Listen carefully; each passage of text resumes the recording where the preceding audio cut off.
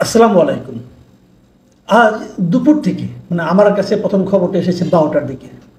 দুপুর থেকে একটা খবর বেশ আলোচনায় এসে গেছে।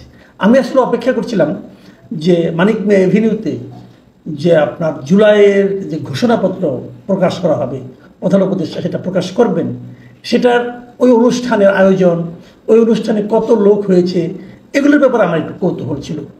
সেগুলো আমি দেখার চেষ্টা করছিলাম, জানার চেষ্টা করছিলাম।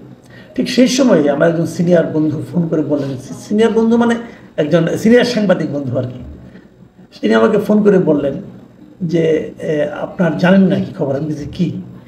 বললেন যে কক্সবাজারে তো পিটার হাসের সঙ্গে এনসিপির 4জন শীর্ষ পর্যায়ের নেতা দেখা করতে গেছেন।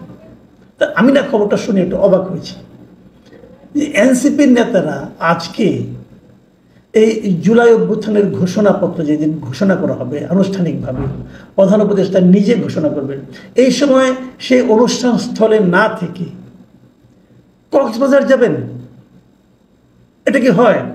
আমার মনে আরও একটা প্রশ্ন জাগলো যে যদি পিটার হাসটা এখন নেই, পিটার হাসটা আমাদের এখানে কেউ না, একসময় বাংলাদেশের রাষ্ট্রদূত ছিলেন, তারপরেও এখন উনি যদি আসেন তো তার সঙ্গে দেখা করার জন্য কক্সবাজার কেন যেতে হবে?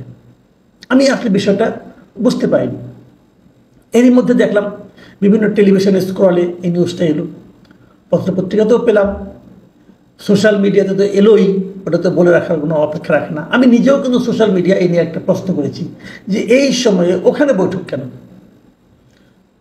কিছুক্ষণ পর দেখলাম যে তারা একটা মানে আপনার একজন নেতা, তার মধ্যে 4জন নেতা গিয়েছেন। সেই 4জন হলো হাসনাত আবদুল্লাহ, সার্জিস আলম, ডাক্তার তাসনিম জারা এবং নাসিরুদ্দিন পাটোয়ারি।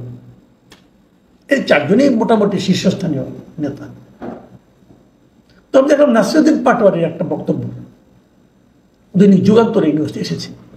উনি বলছেন যে ওনারা কারোর সঙ্গে দেখা করতে বা বৈঠক করতে আসেননি, হুট করে ঘুরতে চলে গিয়েছিলেন, পদযাত্রাতে টায়ার্ড হয়ে গেছিলেন, অতএব ভাবলেন জাস্ট একটু সাগর পাড়ে ঘুরে আসি। এই ধারণা থেকে তারা ঢাকা থেকে প্লেনে করে 11:30টায় কক্সবাজার নেমেছেন, ওখানে সাগর পাড়ে ঘোরাঘুরি করবেন এবং ওখানে একটা হোটেলে থাকবেন। যে হোটেলটায় থাকবেন সেটা হলো কক্সবাজারের সবচেয়ে এক্সপেন্সিভ হোটেল, রয়্যাল টিউলিপ নামে পরিচিত। আসলে হোটেল হলো sea pearl beach resort and spa limited. বাড়ি ময়মনসিংহে, আমার এলাকার বাড়ি।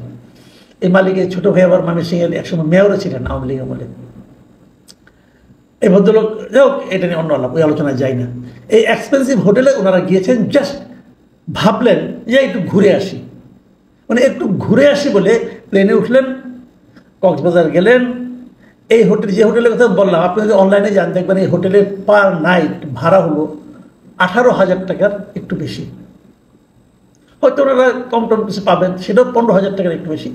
এক রাতের ভাড়া, এক দিনের ভাড়া প্রতি রুমে। ওনারা 4জন গিয়েছেন, 4জনের জন্য 4টা রুমই নেবেন। আপনি যেহেতু একজন নারী আছেন, তো জাস্ট ঘুরে আসি বলে যাবেন, আবার বিকেলে ফিরবেন। 3:30টার দিকে ওখান থেকে ফ্লাইট, শুনেছি এরকম আর কি, যা দেখলাম মিডিয়াতেও দেখলাম। তো জাস্ট ঘুরে আসার পেছনে ওনারা এতটা ব্যয় করতে পারেন। এদের মধ্যে অনেকে ধনী মানুষ নিশ্চিত, তাহলে তো এত হবে না। আমরা তো সার্জিস আলমের ব্যাপারটা জেনেছি, উনি তো বলেছেন ওনার পূর্বপুরুষরা নাকি জমিদার ছিলেন, সেটাও তো ওনার মুখে শুনেছি। আবার আন্দোলনের সময় অন্য দৃশ্য দেখেছি। যাক, সে আলোচনায় আর না যাই, আমি বরং অন্য কথা বলি। আসলে কি ওখানে পিটার হাসের সঙ্গে দেখা করতে গিয়েছিলেন? যুগান্তরে যে রিপোর্টটা আমি পড়লাম, সেই সাংবাদিক ওই হোটেলের মালিক পক্ষের সঙ্গে মালিক পক্ষ মানে 2জন কর্মচারীর সঙ্গে কথা বলেছেন। একজন কর্মচারী বলেছেন যে এখানে পিটার হাস আসছে কিনা আমি জানি না, তবে পিটার হাসের মতো একজনকে হোটেলে দেখা গেছে। এখন এটার কি অর্থ আমি বলতে পারবো না, উনি নিজেও নিশ্চিত না যে উনি পিটার হাস কিনা। আবার অন্য একজন টিউলিপের আরেকজন কর্মকর্তা বলছেন যে পিটার হাস সম্ভবত এখনো হোটেলে আসেননি, কিংবা এখনো নেই, এখানে নেই, মানে এখনো আসেননি, মানে পরে আসতে পারেন, হতে পারে, আমি বলতে পারবো না। এখন প্রশ্ন হলো, এগুলি হোক, আমার কোনো ব্যাপার না। কে কার সঙ্গে মিটিং করবে না করবে না তার রাজনীতি, তার পলিটিক্যাল পার্টির ব্যাপার। কেন মিটিং করবে এই আলোচনাও আপনি করতে পারেন। যে যদি ধরে নেই যে পিটার হাস, ধরে নেই মিটিং হবে, তাহলে প্রশ্ন তো উঠবেই, পিটার হাসের সঙ্গে ওদের কিসের মিটিং, কী করবেন মিটিং করে? পিটার হাস, হয়তো অনেকে মনে করেন যে হাসিনার বিদায়ের পিছনে পিটার হাসের একটা ভূমিকা আছে, কারণ ওই সময় ওখানে ওই সময় ছিলেন মানে আপনার এখানকার অ্যাম্বাসেডর ছিলেন। তো এখন হাসিনার বিদায়ের জন্য ভূমিকা থেকে থাকে, তো বিদায় করতে ইউনূসকে এনেছেন। এখন কি আবার ইউনূসকে বিদায় করবেন, নাকি ইউনূসকে আরও বেশি দিন কীভাবে রাখা যায় সে আলোচনা করবেন? বিষয়গুলো কিন্তু ক্লিয়ার না। যদি ইউনূসকে আরও বেশি দিন রাখতে হয় তাহলে এই এনসিপির লিডারদের সঙ্গে আলাপ করার কি দরকার? এটা তো টেলিফোনেও করা যায়। তো এই বিষয়গুলো আসলে কিন্তু কনফিউজিং, কিন্তু এইগুলি কোনোটাই আমার জানার ব্যাপার না, কোনোটা নিয়েই আমার কোনো বক্তব্য নাই। আমার বক্তব্য হলো যে ওনাদের এই সময়ে সেখানে যাওয়া নিয়ে, ওনারা কেন গেলেন এই সময়ে? দেখুন, এই যে জুলাই অভ্যুত্থানের ঘোষণাপত্র, এই জুলাই বিপ্লবের, জুলাই আন্দোলনে যাই বলে না, এর ঘোষণাপত্র প্রকাশের জন্য সবচেয়ে উদ্গ্রীব যে ব্যক্তিগুলো, সেগুলো কিন্তু এই চারজন। গত ডিসেম্বরে এটা ঘোষণা করার কথা ছিল। হাসনাত আবদুল্লাহ বলেছিলেন নাও অর নেভার। গত 31শে ডিসেম্বর উনি ওই দিনই এটা ঘোষণা করবেন। তারপরে ওরা হাতে পায়ে ধরে বলছে রাখো বাবা, থামো, পরে আমরা করছি। 15 দিনের কথা বলেছেন, 15 দিনের কথা বলে 8 মাসের মাথায় এসে সরকার সেটা আবার ঘোষণা করছেন। এই ঘোষণার সময় তারা মানিক মিয়া একটা অনুষ্ঠান করছেন, সেই অনুষ্ঠানে যাওয়ার জন্য সরকার সর্বাত্মক চেষ্টা করছে। বাংলাদেশ ব্যাংক থেকে বিভিন্ন ব্যাংকে চিঠি পাঠানো হয়েছে যে তোমরা ওখানে যাও। বিভিন্ন প্রতিষ্ঠান, স্কুল কলেজের লোকজনকে বলা হচ্ছে যত বেশি সমাগম সম্ভব ওখানে করো। সমাগমের জন্য ওখানে সকাল থেকে গান বাজানো হচ্ছে, অনেক কিছু হচ্ছে, মানুষকে আকর্ষণ করার জন্য অনেক কিছু হচ্ছে।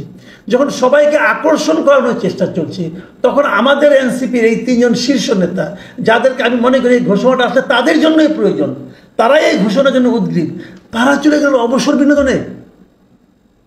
কেমন হলো?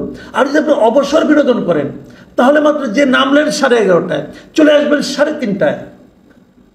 খেয়াল করুন, মাত্র 4 ঘন্টার জন্য আপনি অবসর বিনোদন করতে গেলেন। 4 ঘন্টার অবসর বিনোদন হয় নাকি অন্য কিছু হয়? কি হয় ভাই? আপনি যদি বিনোদনই করতে যান, অবসর বিনোদন করতে ঘুরে আসতে যান, তাহলে তো আপনি কক্সবাজারে এত টাকা দিয়ে থাকবেন, এত দামি হোটেলে থাকবেন, একটা দিনে কিন্তু থাকবেন। এই হোটেলে সুইমিং পুল আছে, এখানে ঝাপাঝাপি করবেন, অনেক কিছু করবেন। কিন্তু আপনি গেলেন আর এলেন, এটা হলো যাই ঘুরে আসার মতো হলো? এটা কি বাংলাদেশের মানুষ বিশ্বাস করবে ভাই? ঘটনা অন্য জায়গায়। সেটা কি, সেটা আমরা জেনে যাবো, কোনো সমস্যা নাই। মানুষ বলে দেয়, সব জানাজানি হয়ে যায়, অথবা পরবর্তী সময় আপনাদের কর্মকাণ্ড দেখে মানুষ সন্দেহ করবে, সেটাও হতে পারে।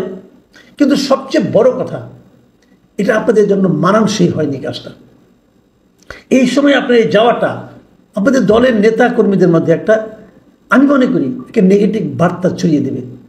এটা আপনাদের জন্য, আপনাদের ইতিবাচক ভাবমূর্তি উজ্জ্বল করবে না, বরং একটা নেতিবাচক ভাবমূর্তি তৈরি হবে। এটা বাংলাদেশ, মাথায় রাখবেন। বাংলাদেশের মানুষ অনেক ধর্মপ্রাণ, মানে তারা ধর্মকে ভালোবাসে, ধর্ম ভীরও করতে পারে।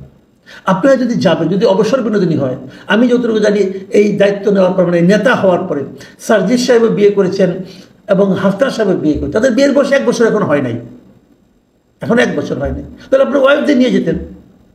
যদি আপনার অবসর বিনোদনী করতে হয়, যদি আপনার ঘুরে আসার জন্য হয়, তার মানে এটা ব্যক্তিগত সফর নয়, এটা একটা সাংগঠনিক সফর, এটা একটা মানে রাজনৈতিক সফর। তাহলে কার সঙ্গে গেছে রাজনীতি করতে 4 ঘন্টার জন্য? ভাই, এই সমস্ত মানুষের মনে অনুচ্চারিত প্রশ্ন, এই প্রশ্নগুলো উঠবে, এর জবাব আপনাদেরকে দিতে হবে কিন্তু। এবং ওই যে নাসিরউদ্দিন পাটোয়ারি যেটা বললেন, মনে হলো যাই ঘুরে আসি, এই বক্তব্যে মানুষ বিশ্বাস করবে না। আর মানুষ কি বিশ্বাস করবে সেটাও আপনাদেরকে খুঁজে বের করতে হবে।